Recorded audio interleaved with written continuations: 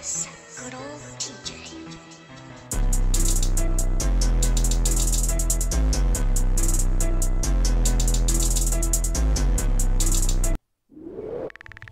Konnichiwa, your boy INCOG, back on our reaction video, and today guys we're doing a video called World War I 1914.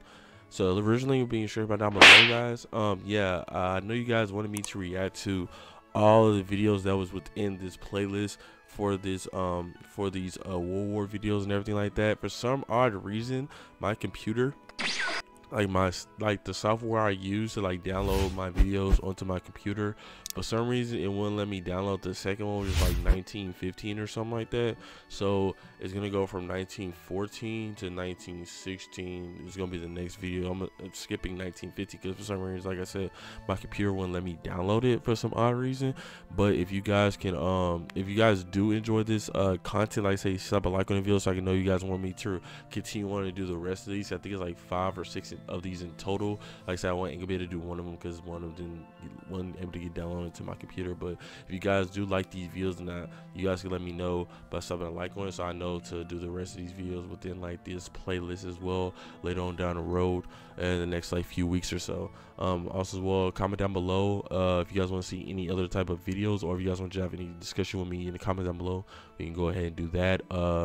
Like the video, share the video, comment down below, hit the bell notification, make sure you click all so we know about to make a future upload. Also as well, subscribe to the channel. If you guys are new to the channel, if you guys are liking what you see here, because I think it's 80% of you guys, something like that aren't subscribed to the channel. So you guys can subscribe to the channel. That will help out a lot. So y'all guys, without further ado, this video is 12 minutes long, so let's get right into it. So play. Epic History TV. Okay. Europe goes to war, July 1914. 1914. The great powers of Europe are divided into two rival alliances: the Triple Entente, France, Britain, and Russia, united by fear and suspicion of Germany, Europe's new strongest power. And the Triple Alliance: Germany, which fears encirclement by its rivals; Austria-Hungary, clinging on to a fragile empire; and Italy, seeking gains at French expense. The spark comes on the 28th of June in the city of Sarajevo. Archduke Franz Ferdinand, heir to the Austro-Hungarian throne, is assassinated by a 19-year-old Slav nationalist named Gavrilo Princip. Austro-Hungary accuses its Balkan rival Serbia of having aided the assassin and sends an ultimatum demanding humiliating concessions. Serbia rejects the ultimatum, and Austro-Hungary declares war. Within hours, Austrian forces are shelling Belgrade. The Russian Tsar, Nicholas II, feels honor-bound to defend Serbia, a fellow Slav nation, and orders the Russian army to mobilize. German Emperor Wilhelm II has promised his support to Austro-Hungary.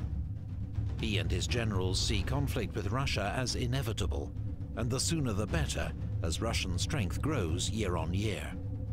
Russian mobilization is used to justify German mobilization, followed by a declaration of war on Russia. First you have the Russian, then you have the German mobility. Germany knows war with Russia means war with Russia's ally, France. It has developed the Schlieffen Plan to meet this threat of a war on two fronts.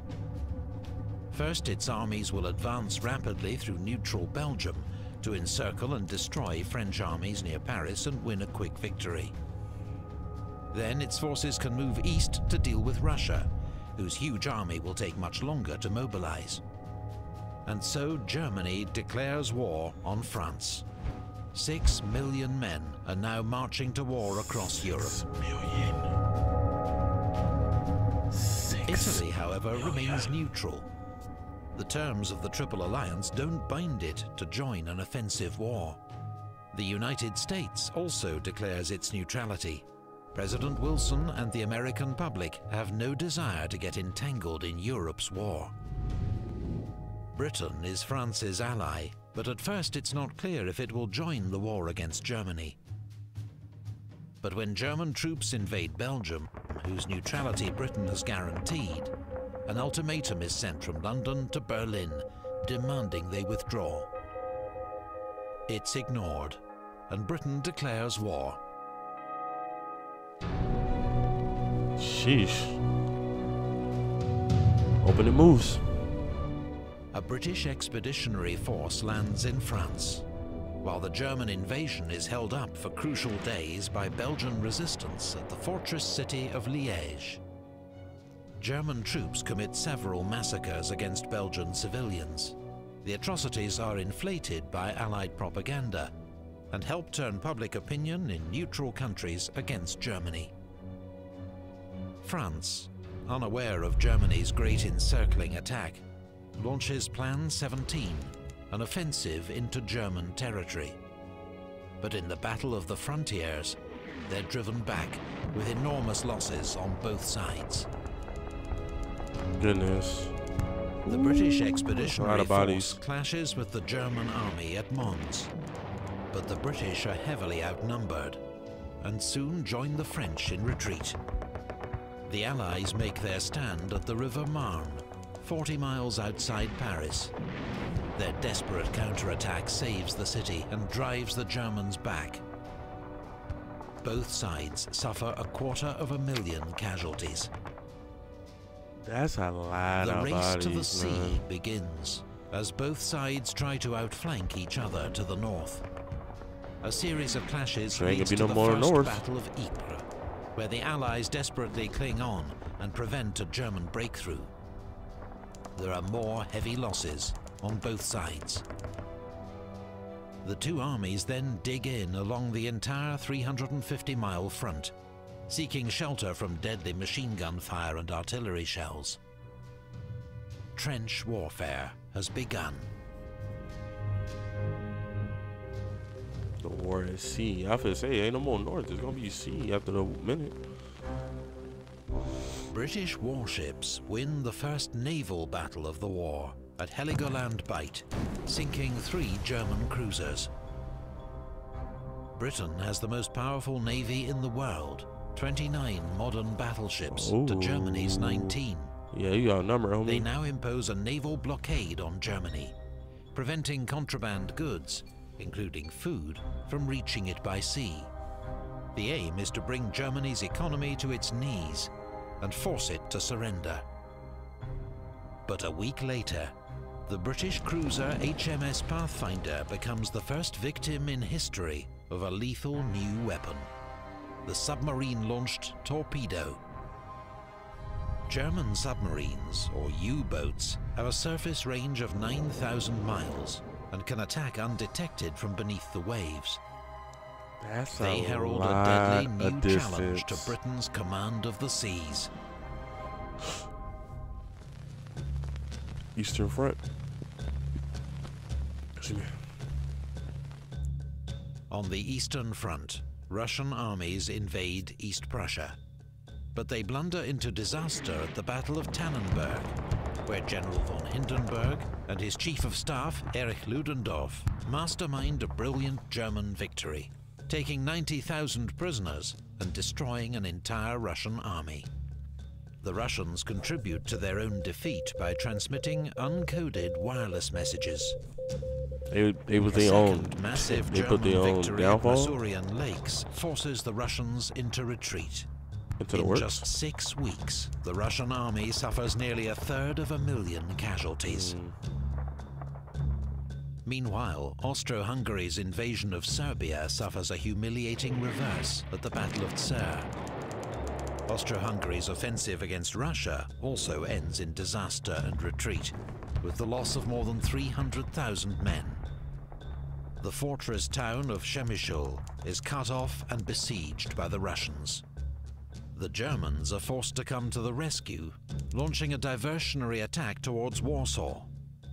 It leads to weeks of brutal winter fighting around the Polish city of Łódź, but there is no clear winner.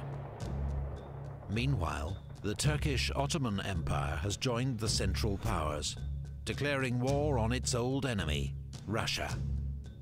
Turkish warships bombard the Russian ports of Odessa and Sevastopol, while in the Caucasus, Russian troops cross the Turkish frontier. The Lord at war.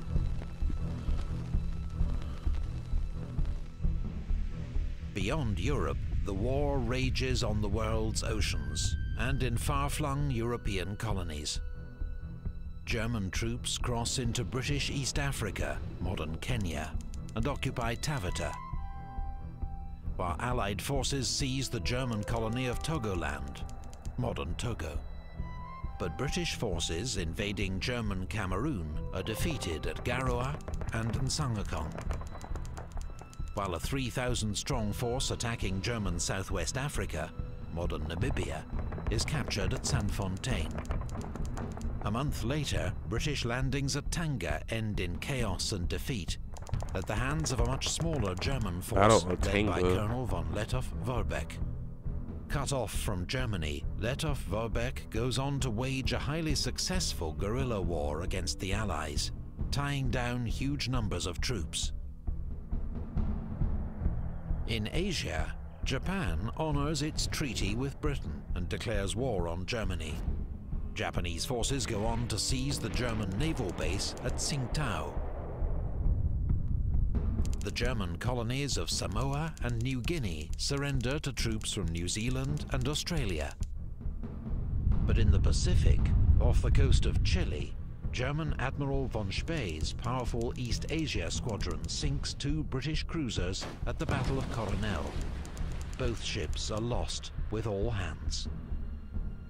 5 weeks later, he runs into a British naval task force at the Falkland Islands. Goodness. 4 of the 5 German cruisers are sunk.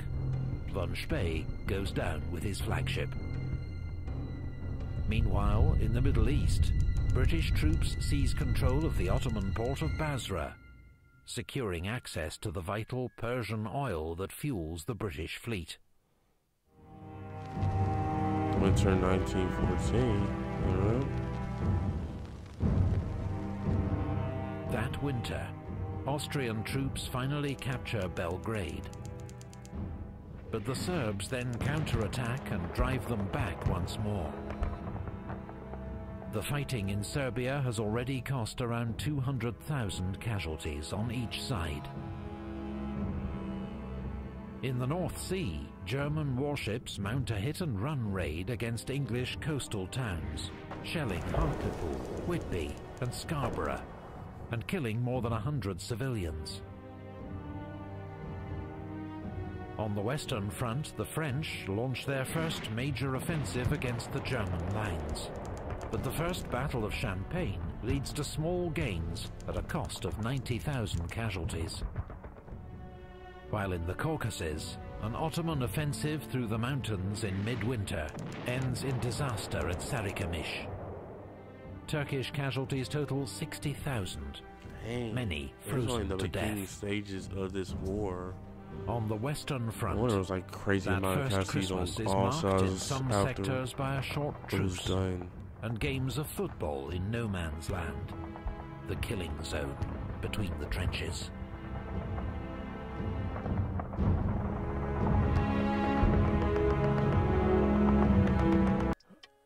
Alright, so that was part 1 of this World War. Yeah, because World War part 1 in 1914. Like I say, I can't get the 1915 video for some reason, so I'm gonna have to skip into the 1916 part. Like, so you guys want to see me react to that part, the next part in the playlist that I can get. Like I say, sub a like on the video, comment down below, let me know, everything like that. Hit the notification, make sure you click all, subscribe to the channel if you're new as well. It's your boy INCOG. I'm out. Peace.